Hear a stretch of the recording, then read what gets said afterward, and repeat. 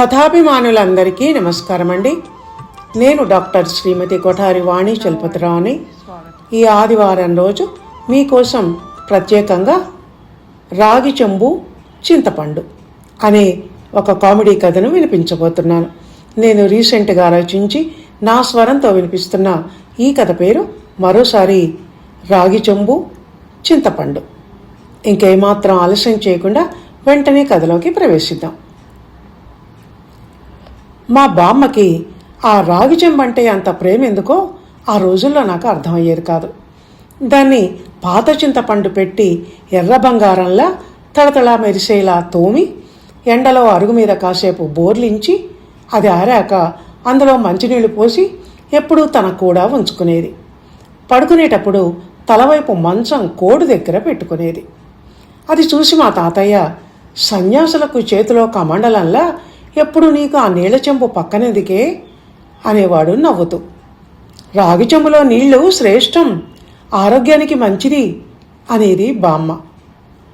అలా అయితే నాకు ఒక రాగి చెంబులో నీళ్లు పోసి నా పక్కన పెట్టొచ్చు కదా, నాకు ఆరోగ్యం అవసరం లేదా, ఏం పతిభక్తే నీది అనేవాడు తాతయ్య దెప్పుతూ. ఆయన అలా అన్న కొద్ది రోజులకు మా ఇంట్లో ఆ చెంబుకు తోడు మరో చెంబు వెలిసింది. ఆ జంట చెంబులు కడిగి బోర్లించినప్పుడు జంటగా, ఎవరి చెంబును వాళ్ళు చేతిలో పట్టుకొనో భోజనం చేస్తున్నప్పుడు కంచం పక్కన పెట్టుకొనో ఉన్నప్పుడు ఒంటరిగా కనిపించేవి. ఇంటికి చుట్టపక్కల ఎంతమంది వచ్చినా బామ్మ రాగి చెంబు మాత్రం బామ్మకే సొంతం అన్నట్టు ఉండేది. ఆ రోజుల్లో అల్లరి పిల్లవాడినని బాగా పేరుగాంచిన నేను ఒకసారి తమాషాకి బామ్మ చెంబు తీసి దాచిపెట్టాను. దాంతో బామ్మ నా రాగి చెంబేది, నా రాగి చెంబేది అంటూ బంగారం చెంబేదో పోగొట్టుకున్నట్టు కాలుగాలిన పిల్లిలా ఇల్లంతా అటూ ఇటూ తిరుగుతూ వెతుక్కుంది. మా బామ్మ పేరు భాగ్యలక్ష్మి. ఊరి జనమంతా భాగ్యమ్మగారు అని పిలిచేవాళ్ళు. ఆ రాగి చెంబును కాక ఇంకా దేవుడి సామాన్లైన ఇత్తడి కుందులు, చెంబు, గ్లాసు, రాగి అరివేణం, పంచపాత్ర, దేవుడి విగ్రహాలు, గణగణమని మోగే గంట, ఇలా చాలా ఉండేవి ఆ సామాన్లలో. వాటిని బామ్మ తులసి కోట దగ్గర కూర్చొని చింతపండు పెట్టి పచ్చ బంగారంలా కొన్ని, ఎర్ర బంగారంలా మరికొన్ని తోముకొని బోర్లించి పెట్టేది. పెద్ద పెద్ద ఇత్తడి గిన్నెలు, గ్లాసులు, తెప్పాలాలు మాత్రం పని మనిషికి ఇచ్చేది తోమమని. అది తెల్లగా గిన్నెల్ని తోమకపోతే, ఏంటే ఈ గిన్నె నీ మొహంలా ఇలా కిలుముతో మాడుమొహం వేసుకుని ఉంది అంటూ కసిదీరా ఓ 10 సార్లైనా ఆ తిట్టు తిట్టి నడుం మీద చెయ్యి పెట్టుకొని మరీ దాని ఎదురుగా నిల్చొని, ఏది తోము, ఎలా తోముతావో చూస్తాను అంటూ గద్దిస్తూ మరీ దగ్గరుండి తవ్వించేది. చేతులు పడిపోతున్నాయి అమ్మగారు, ఎంతం తోమును అంటూ బిక్కమొహం పెట్టేసేది పాపం అది. 2 ఏళ్లకోసారి పనివాళ్లు మారటం అనే మా ఊరి కట్టుబాటును బట్టి ఓ రోజు పాత చింతపండు రంగులో నల్లగా ఉండే ఓ కొత్త పని మనిషి మా ఇంటికి వచ్చింది. పని శుభ్రంగా చేయాలి, నాకు అసలే మడి ఆచారమును అంటూ నల్ల చింతపండు ఇంత తెచ్చి దాని చేతిలో పెట్టింది బామ్మ. దాంతో అది కరెంట్ షాక్ కొట్టిన దానిలా గజగజ వణికిపోతూ భయం అంటూ దాన్ని అంత దూరం పడేలా విసిరేసింది. అది చూసి బుగ్గలు నొక్కుంటూ మా బామ్మ, చింతపండంటే భయం ఏంటే అని అడిగింది బోలెడు ఆశ్చర్యపోతూ. ఏమోనమ్మగారు, నాకు చిన్నప్పటి నుంచి నల్ల చింతపండు అంటే చచ్చేంత భయం, దాన్ని వేళ్లతో ముట్టుకోవడం అంటే ప్రాణం పోతున్నంత భయంగా ఉంటుంది అంది. ఇత్తడి రాగి సామాన్లు తోమకుండా ఉండటానికి, పని తప్పించుకోవటానికి నాటకాలు ఆడుతున్నావా? నేనంత వెర్రి వెంగళమ్మనేమీ కాదు, నువ్వు చెప్పగానే నమ్మేయటానికి అంది. అది విని అక్కడే సందునున్న అరుగు మీద కూర్చొని పందుం పుల్లతో పళ్ళు తోముకుంటున్న నేను, దాన్ని ఇంగ్లీష్లో ఫోబియా అంటారే బామ్మ, అలాంటివి చెప్పినా ఎవరూ నమ్మని వింత భయాలు కొన్ని ఉంటాయిలే అలాంటివి అన్నారు. నీ తలకాయ ఉంటాయి, నువ్వు దానికి మద్దతు ఇస్తే నేను నమ్మేస్తాననుకున్నావా? చింతపండు ఏమన్నా తేలా జర్రా కొట్టడానికి అంది. అయ్యో బామ్మ, పాములు, తేళ్ళు, పులులు అంటే భయపడటమే కాదు, ఇలాంటి మామూలు వస్తువులు, పదార్థాలు చూసి కూడా కొంతమంది భయపడతారు. వాటిని చూస్తే కొంతమంది కేకలేసి గంతులేస్తారు కూడా. చెల్లాయి బొద్దింకను చూస్తే అంతగా భయపడుతుంది కదా, మరి అదేం చేస్తుందని అన్నాను నేను. ఇంకా ఏమన్నానంటే, మా ఫ్రెండ్ ఒకడు ఇంత ఎత్తు ఇంత లావు ఉంటాడు, కానీ వాడికి దూదిపింజ అంటే చచ్చేటంత భయం. గాల్లో ఎగురొస్తూ ఏ చిన్న దూదిపింజ కనిపించినా ఆమెడ దూరం పారిపోతాడు. ఇలా ఫోబియాలు ఇవే కాదు, ఇంకా చాలా ఉంటాయి. కొంతమందికి నీళ్లలో కాళ్ళు పెట్టి నడవటం అంటే భయం. మరికొంతమందికి ఎత్తు ప్రదేశాల నుంచి కిందికి లోయల్లోకి చూడటం, ఇరుకు ప్రదేశాల్లో ఉండటం అంటే భయం అంటూ నేను అలా చెప్పుకుంటూ పోతుంటే మా బామ్మ ఇవేం భయాలరా అంటూ బుగ్గలు నొక్కుంది. ఆ తర్వాత ఆ కొత్త పనిపిల్ల వైపు చూసి, చింతపండంటే భయపడేదానివి నువ్వు గిన్నెలతో పనేం చేస్తావు గాని వెళ్ళి ఇంకో పని మనిషిని పంపు. మా ఇంట్లో 3 వంట పాత్రలు ఇత్తడివి రాగవే అంటూ ఆ పనమ్మాయిని వెనక్కి ఇంటికి పంపించింది అసాధ్యురాలైన మా బామ్మ. మా అమ్మ వాళ్ళు మా నాన్నగారి ఉద్యోగరీత్యా తమిళ రాష్ట్రమైన చెన్నైలో ఉంటుండటంతో 2 ఏళ్ల నుంచి నేను మా సొంత ఊళ్ళో మా బామ్మ తాతయ్యల దగ్గర ఉంటున్నాను. రోజు సైకిల్ మీద పక్కనున్న పట్నం వెళ్ళి అక్కడి కాలేజీలో డిగ్రీ చదువుకుంటున్నాను. పండుగలకు పబ్బాలకు మా అమ్మ వాళ్ళు ఇక్కడికి రావటం, సెలవులు ఇచ్చినప్పుడు నేను అక్కడికి వెళ్ళటం జరుగుతూ ఉంటుంది. బామ్మ పని మనుషుల ఆ రాగి చెంబు, నల్ల చింతపండు సంభాషణ వింటూ ఉంటే నా మనసు ఆ ఊళ్ళోనే గడిచిన నా బాల్యంలోకి వెళ్ళిపోయింది. మా ఊళ్ళో మా ఇంటికి చుట్టుపట్ల ఉన్న మైదానాలలో, పెరళ్లలో బోలెడు చింత చెట్లు ఉండేవి.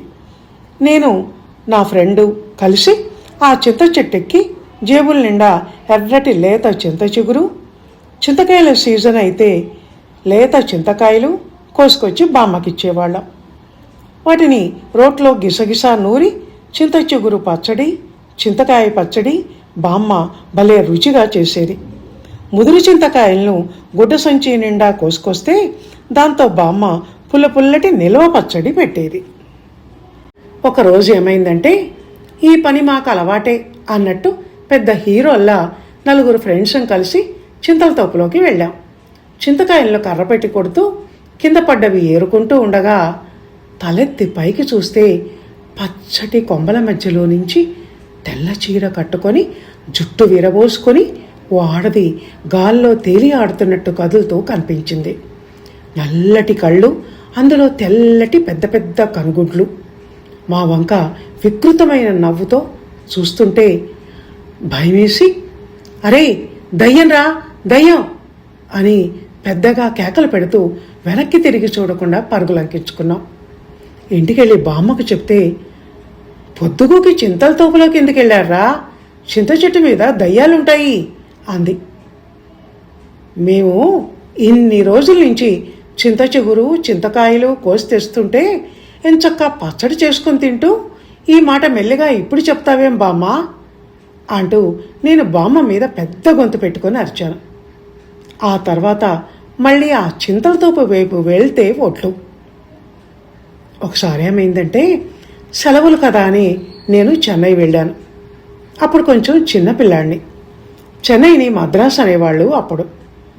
అమ్మ నాన్న షాపింగ్ అని బయటకు వెళ్తే నేను ఒక్కడే ఇంట్లో ఉన్నాను పుస్తకం చదువుకుంటూ.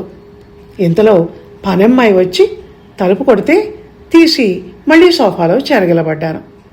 కిచెన్లో గిన్నెల శబ్దం చేస్తోంది నల్లటి శరీర రంగున్న మా తమిళ పనమ్మాయి. తనకు తెలుగు రాదు, నాకు అరవన్ రాదు. అయినా నాతో తనకు, తనతో నాకు మాట్లాడే అవసరాలేమి ఉంటాయి కనుక నడిచిపోతోంది. అలాంటిది ఆ రోజు ఉన్నట్టుండి ఆ పనమ్మాయి బాబూ పులి అంది. దాంతో అదిరిపడలేచి నిల్చున్న నేను, పులా ఎక్కడా, అపార్ట్మెంట్లోకి పులి ఎలా వచ్చింది, మెట్లకు వచ్చిందా, లిఫ్ట్లో వచ్చిందా అంటూ ఏం మాట్లాడుతున్నానో నాకే తెలియకుండా పెద్దగా కేకలు పెట్టాను. ఒక్క నిమిషంలో నాలో నేనే ఎన్ని ప్రశ్నలో వేసుకున్నాను. నా కంగారు చూసి నవ్విన ఆ నల్లటి వంకీల జుట్టు పనమ్మాయి తన చెయ్యి ముందుకు చాపుతూ పులి అంది మళ్ళీ. ఓహో, తనేదో వస్తువు అడుగుతోంది అని అనుకొని ఫ్లాట్ బ్యాక్ సైడ్ బాల్కనీ తలుపు వెనక ఉన్న మెత్త చీపిరి తెచ్చి తనకి ఇవ్వబోయాను. అది కాదు అన్నట్టు చెయ్యి అడ్డంగా ఊపి పులి అంది మళ్ళీ. ఈసారి చిన్న ప్లాస్టిక్ చాట పట్టుకొచ్చాను. ఇది కాదు అన్నట్టు మళ్ళీ చెయ్యి అడ్డంగా ఊపింది ఆ అమ్మాయి. ఇది కాకుంటే ఇంకేంటి నీ బొంద అని మనసులో తిట్టుకొని తన జుట్టు కాక నా జుట్టు నేను పిక్కోబోతుండగా మా అమ్మ బయట నుంచి తలుపు తోసుకుంటూ లోపలికొచ్చింది. అమ్మని చూడగానే, అమ్మా పులి పులి అంటోందే ఇందాకటి నుంచి ఈ పనమ్మాయి, నాకు అర్థమై చావటం లేదు అన్నాను కోపంగా చిరాకుగా మొహం పెట్టి. తమిళంలో పులి అంటే చింతపండురా, రాగి చెంబులు తవ్వటానికి అడుగుతోంది అంది. చింతపండా? ఆ ముక్క ముందు చెప్పొచ్చు కదా. అసలు నువ్వు ఈమెకి తెలుగెందుకు నేర్పలేదు?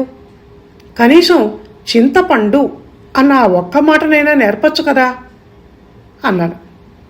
ఎందుకు, నాకు తమిళ్ కొంచెం కొంచెం వచ్చు కదా అంది అమ్మ. పులి పులి, అబ్బా చింతపండుకు భలే పేరుందే తమిళ్లో. అందుకే కాబోలు అప్పుడు మా బామ్మ దగ్గర పనిచేయటానికి వచ్చిన ఆ పనమ్మాయి చింతపండును చూసి అంతగా భయపడింది అనుకున్నాను అప్పటి ఫ్లాష్ బ్యాక్లోకి వెళ్ళిపోతూ.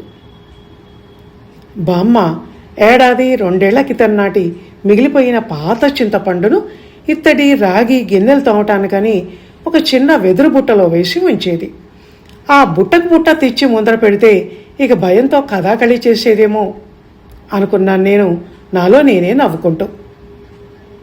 చింతపండే కదా అని అనుకుంటాం కానీ మొత్తానికి చింతపండు ఎంత పనిచేసింది.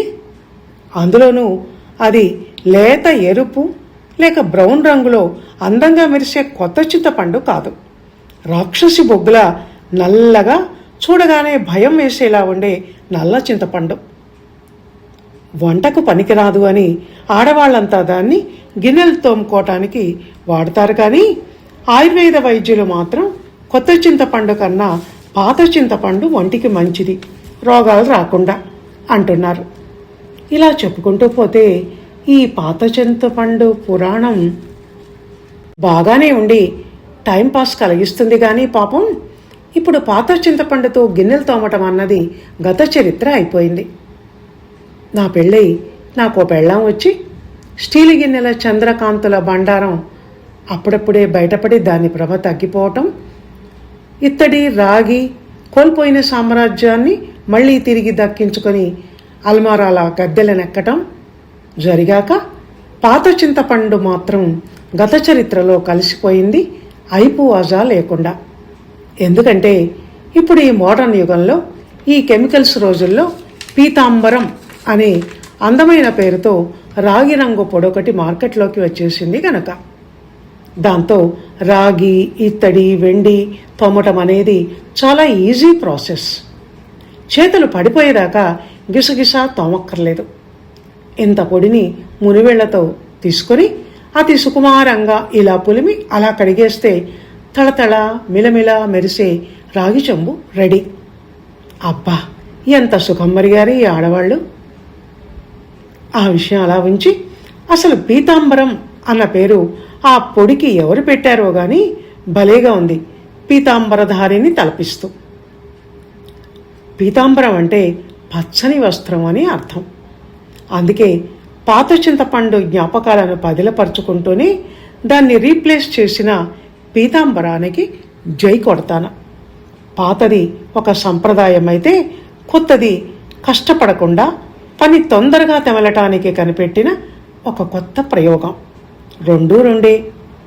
కానీ పాత చింతపండు ఎక్కడైనా కనిపిస్తే ఇప్పటికీ ఈ ఫ్లాష్ బ్యాక్ కథంతా నా మనసులో మెదిలి పెదవుల మీదికి నవ్వు వస్తూ ఉంటుంది అనుకున్నాను నాలో నేను. ఇదండి రాగి చెంబు చింతపండు అనే కామెడీ కథ. విన్నారు కదా. కథ ముగింపులో నేను ఒక క్లారిఫికేషన్ని ఇవ్వాలనుకుంటున్నానండి. అదేంటి అంటే నల్ల చింతపండు ఫోబియా ఏంటి అని ఈ కథలోని బామ్మ కనిపించినట్టు మీకు అనిపించవచ్చు.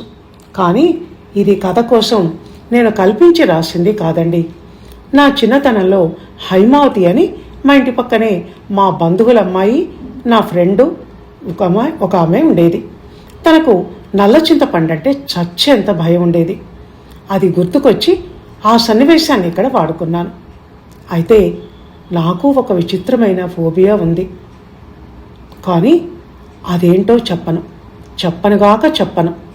చెప్తే మీరు ఆట పట్టిస్తారు. ఇకపోతే ఈ కథలోని పులి అనే చెన్నై సన్నివేశం నా స్వీయ అనుభవం. పులి వచ్చిందా అని అనుమానించటం కల్పితం, కానీ మిగతాదంతా జరిగిన విషయమే. అదండి మ్యాటరు. ఇప్పుడు క్లియర్ అయింది కదా. ఇది ఈ వారం కథ. వచ్చే వారం మరో మంచి కథతో మళ్ళీ కలుద్దాం. చెప్పడం మర్చిపోయా, ఈ కథ కనుక మీకు నచ్చినట్టయితే లైక్ చేయండి, షేర్ చేయండి, నవ్వుతూ ఒక చక్కటి కామెంట్ పెట్టండి. వచ్చే వారం మరో మంచి కథతో మళ్ళీ కలుసుకుందాం. అందాక సెలవు. ధన్యవాదాలు.